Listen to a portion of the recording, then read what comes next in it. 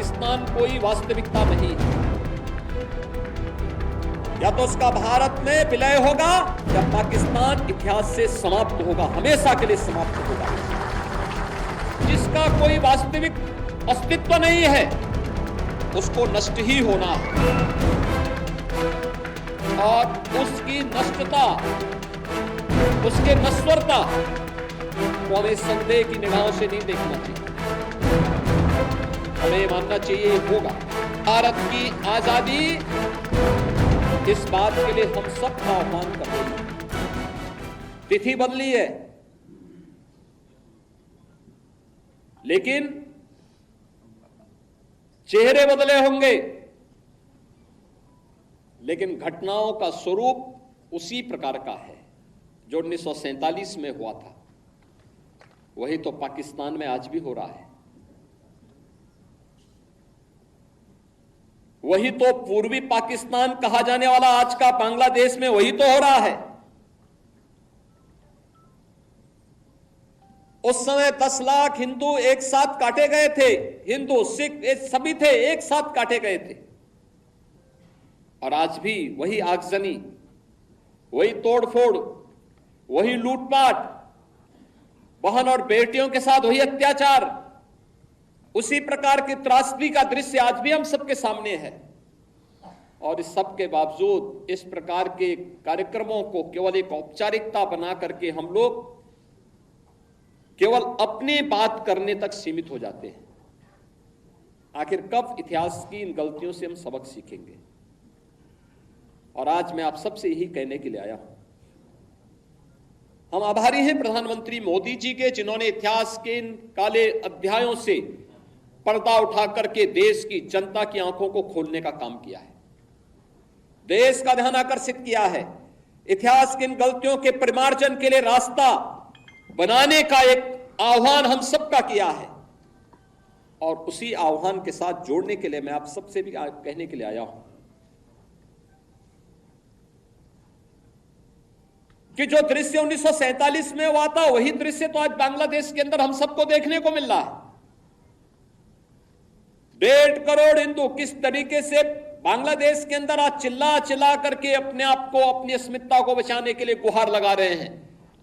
और दुनिया के मुंह सिले हुए कथित सेकुलरिस्ट भारत के अंदर भी इनके मुंह सिले हुए एक भी शब्द इनका नहीं निकल रहा है, क्योंकि उनको भय है कि अगर इन निरीह कमजोर लोगों के इस पक्ष में इन्होंने आवाज निकाली तो इनका वोट बैंक खिसक जाएगा। वोट बैंक की चिंता है, लेकिन मानवीय संवेदना इनकी मर चुकी है। मानवता के रक्षा के लिए इनके मुंह से एक भी शब्द नहीं निकलने वाला है, नहीं निकलेगा, क्योंकि इन्होंने आजादी के बाद लगातार उसी प्रकार की राजनीति को प्रेरित और प्रोत्साहित किया, उसको लेकर के आगे बढ़ते रहे। ये लगातार बांटो राज करो की उस राजनीति के तहत ये लोग देश के अंदर कार्य करते रहे। अंग्रेजों से सत्ता इन्होंने उस समय प्राप्त की। ये वास्तव में भारत की सत्ता का नेतृत्व नहीं कर रहे थे, बल्कि अंग्रेजों के ही, ब्रिटिशर के ही मानस पुत्रों के रूप में इन्होंने भारत की सत्ता को उस रूप में संचालन करना शुरू किया जैसे ब्रिटिशर इस देश के अंदर कर रहे थे। और आज उसी का दुष्परिणाम यह देश लगातार चुकाया है, अखंड हिंदुस्तान चुकाया है। लेकिन हमारा संकल्प है, महर्षि अरविंद ने जो 1947 के पहले उद्घोषणा की थी, आजादी की त्रास, देश की विभाजन की त्रासदी आजादी के मिलने के बाद अक्सर उन्होंने इस बारे में अपनी चिंता व्यक्त भी की। और उन्होंने इस बात को कहा था कि आध्यात्मिक जगत में पाकिस्तान कोई वास्तविकता नहीं है। या तो उसका भारत में विलय होगा या पाकिस्तान इतिहास से समाप्त होगा, हमेशा के लिए समाप्त होगा।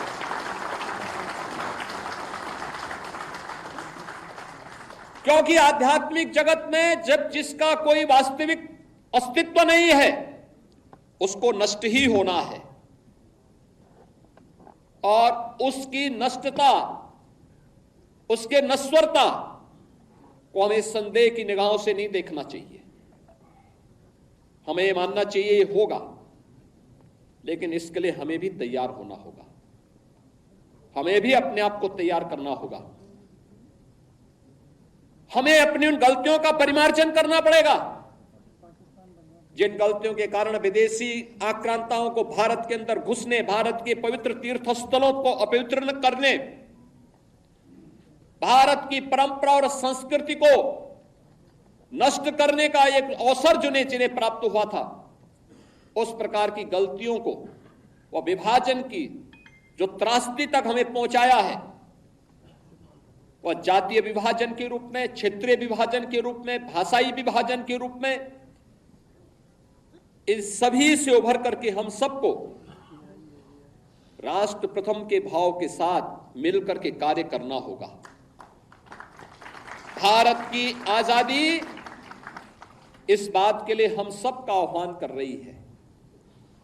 और याद रखना, भारत केवल दुनिया का सबसे बड़ा लोकतंत्र ही नहीं है, ये लोकतंत्र की जननी भी है। जितनी स्वतंत्रता भारत ने अपने नागरिकों को दी है, दुनिया के अंदर इस प्रकार की स्वतंत्रता किसी भी अन्य देश में अपने नागरिकों को नहीं प्राप्त हो पाई है। हम सबको अपने संविधान पर गौरव की अनुभूति करनी चाहिए। भारत के संविधान निर्माताओं के प्रति अपार श्रद्धा और सम्मान का भाव व्यक्त करना चाहिए। हमें सरदार वल्लभ भाई पटेल की दृढ़ता का सम्मान करना चाहिए।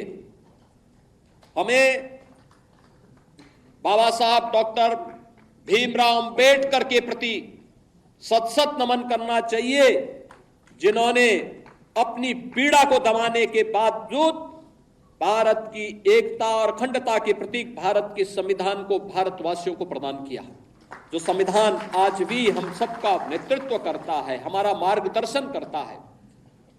और उन सभी महापुरुषों से जिन्होंने भारत के संविधान सभा के माध्यम से भारत को दुनिया का सबसे बड़ा संविधान दिया, इस संविधान के माध्यम से हम सबको भारत के इस लोकतंत्र पर गौरव की अनुभूति भी करनी चाहिए। और इस लोकतंत्र के साथ मिलकर के कैसे हम लोगों को जो स्वतंत्रता मिली है, इन स्वतंत्रता के उन नायकों के प्रति श्रद्धा का भाव व्यक्त करना होगा, जिन महापुरुषों ने अपना सर्वस्व भारत की आजादी के लिए समर्पित करके अपने आप को बलिदान किया था। आज के इस अवसर पर भारत फिर से अखंड भारत की दिशा में अग्रसर हो सके, महर्षि अरबिंदो के सपने को साकार कर सके, उनकी भविष्यवाणी सच साबित हो सके, इसके लिए हमें भारत को 1947 तक, जब भारत अपनी आजादी का शताब्दी महोत्सव मना रहा होगा, शताब्दी महोत्सव 1947 में जब भारत की आजादी के 100 वर्ष पूरे हो रहे होंगे, उस समय एक ऐसा भारत जो विकसित भारत होगा, शक्तिशाली भारत होगा, सशक्त भारत होगा। और सशक्त भारत के निर्माण के लिए प्रधानमंत्री जी ने आजादी के अमृत महोत्सव के अवसर पर